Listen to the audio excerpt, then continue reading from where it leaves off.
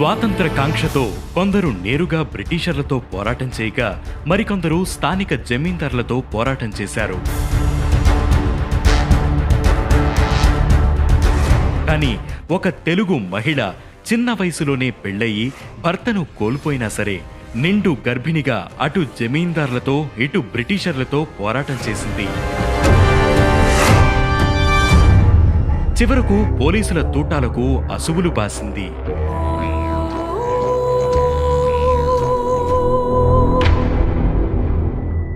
ఆ మహిళ గురించి ఈరోజు మన అనగనగాలో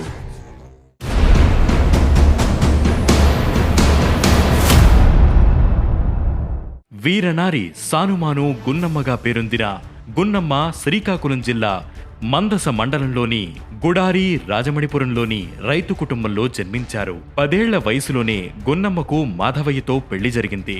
పెళ్లయ్యాక భర్త ఉపాధి కోసం బర్మా వెళ్లారు. కొంతకాలం తర్వాత తిరిగి వచ్చిన ఆయన కరువు రావడంతో మళ్లీ రంగూన్ వెళ్లారు.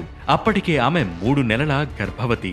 అయితే రంగూన్ వెళ్లిన కొంతకాలానికి మాధవయ్య అక్కడే చనిపోయారు. చిన్న వయసులోనే భర్తను కోల్పోయిన గున్నమ్మ మాత్రం ధైర్యం కోల్పోలేదు.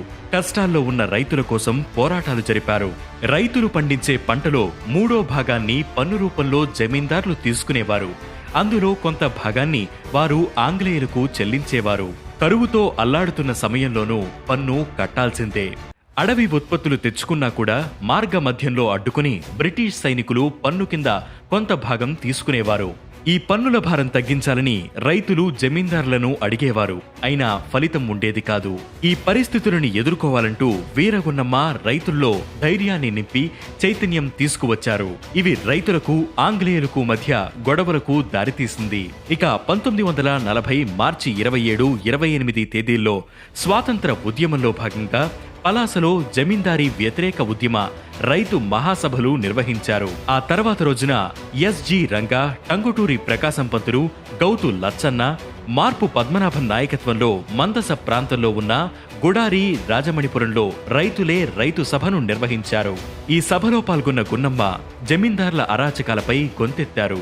అదే సభలో 100 ఎడ్ల బళ్లపై అటవీ ప్రాంతానికి వెళ్లి కలపను తీసుకురావడానికి సిద్ధపడాలని రైతులకు పిలుపునిచ్చారు. బ్రిటిష్ ప్రభుత్వం తీసుకువచ్చిన 1874 ఏజెన్సీ చట్టం ప్రకారం అడవిపై అన్ని హక్కులు స్థానిక జమీందారువే. విషయం తెలుసుకున్న మందస జమీందారు జగన్నాథ రాజమణి గున్నమ్మతో పాటు రైతులను అడ్డుకోవాలని దివాను రామకృష్ణదేవును, ఫారెస్ట్ రేంజర్ కృష్ణచంద్రరాజును ఆదేశించారు. వీరు వివిధ గ్రామాల నుంచి వచ్చిన రైతులను ఆపేందుకు ప్రయత్నించారు.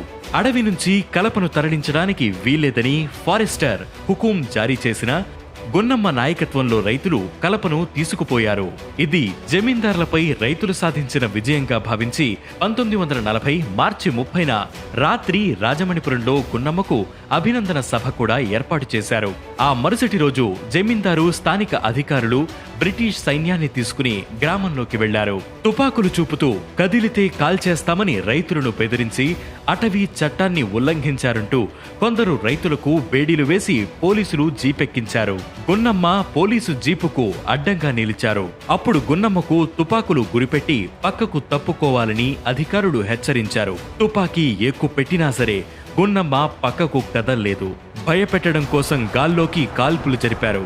అయినా ఆమె వెనక్కి తగ్గకపోవడంతో జమీందారు ఆదేశాలతో కాల్పులు జరిపారు.